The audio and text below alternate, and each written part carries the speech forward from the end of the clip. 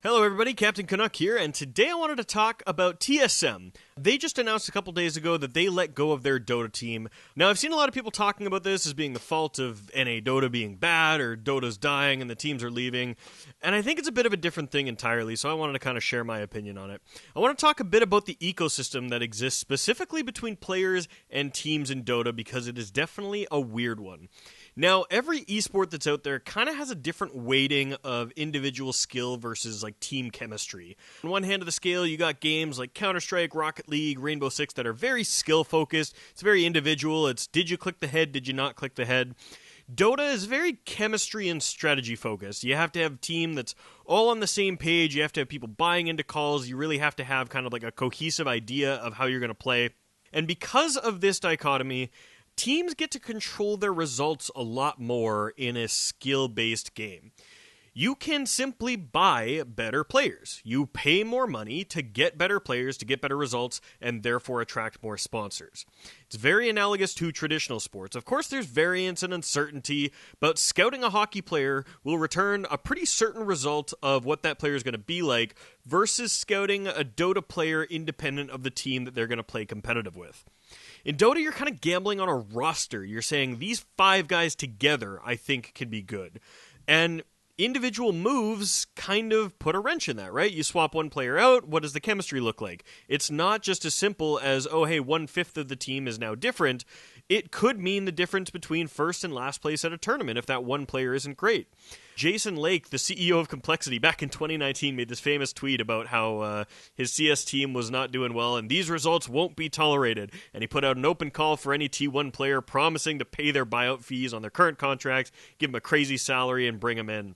Now, funny enough, that didn't actually work. The results that the team ended up with were pretty middling, but it's telling that the mindset of a team owner from back then was, I will just buy a better team.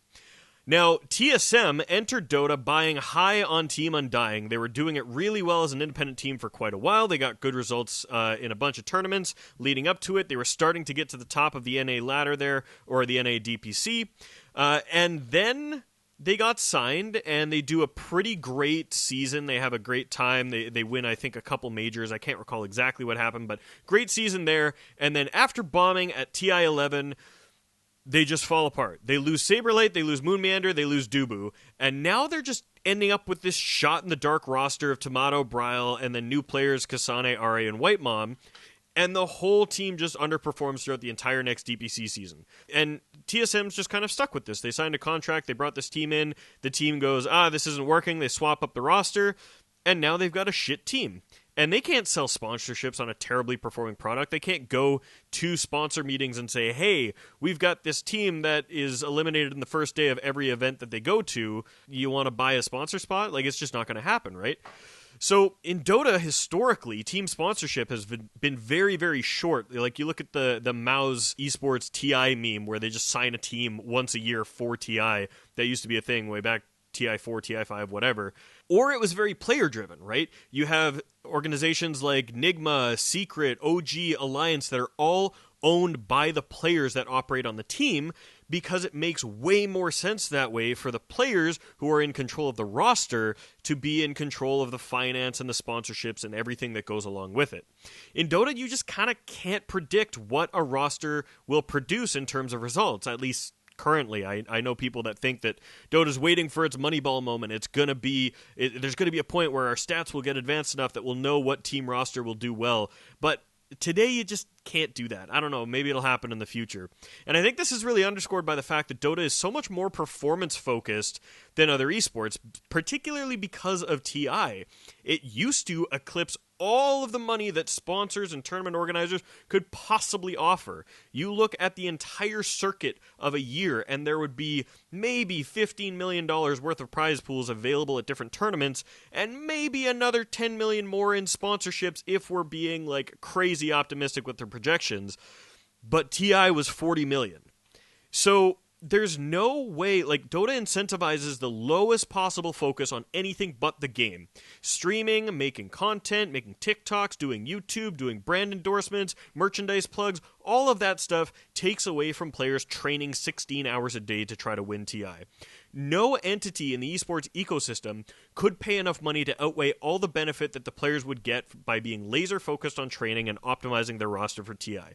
Doing a photo shoot for some clothing line is a day that you could have spent practicing to win $40 million. And, other esports might actually just have a lower skill ceiling than Dota because there's a sliver more focus on being a good and marketable personality that teams see value in signing. Counter-Strike players are on average way better personalities to watch and engage with. Watch a Counter-Strike stream. It's crazy. And the players in tournaments, they're popping off, they're talking shit, they're getting in each other's faces. It's an amazing show.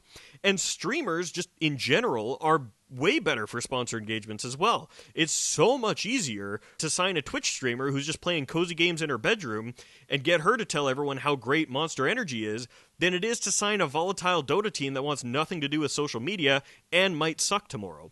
It's why a lot of these esports companies have kind of turned into talent agencies where they sign a bunch of streamers and personalities and people that aren't really competitors, because it's just so much easier to sell sponsorships on those people instead.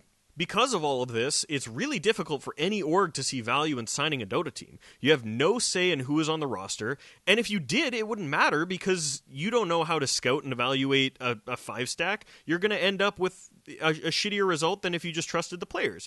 And if your roster begins underperforming, you have no way to adjust. You can't just say, okay, this guy is sucking, we're going to kick him out. He's our bottom fragger. Boom, you're gone. You just buy a 5-stack and hope that they can figure it out.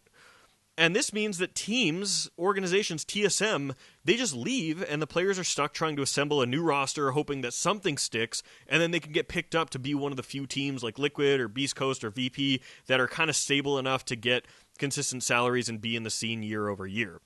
But it's a really tough place to be in for these teams. I'm curious what you guys think. Let me know down below. Like, are teams even compatible with Dota Esports as it's structured? Does it make sense for an org to be in there managing the players and trying to get sponsorships and provide salaries? Or is a player-owned model just way better suited to the high-performance large prize pool scene that we kind of currently exist in? And also, do the players bear some responsibility here for being better brand shills to keep teams attached? Like, if a high-skill player, like Arteezy or something, we all criticized him just recently for doing that stupid gambling ad on Kick, but is he kind of onto something there where he is a much better marketable personality, so teams are willing to sign him and work with him? He's still under Shopify Rebellion, despite that team being garbage, because he's a marketable personality. Everyone wants the too easy for Arteezy swag. So maybe that's part of it as well. I don't know. Let me know what you think down below. I just wanted to kind of brain dump on that and just talk a little bit about why these orgs are leaving and ask the question, does it really matter? Let me know what you think down below, and we'll see you again next time. Thanks for watching. You're all beautiful, and I love you. We'll see you again on the next one.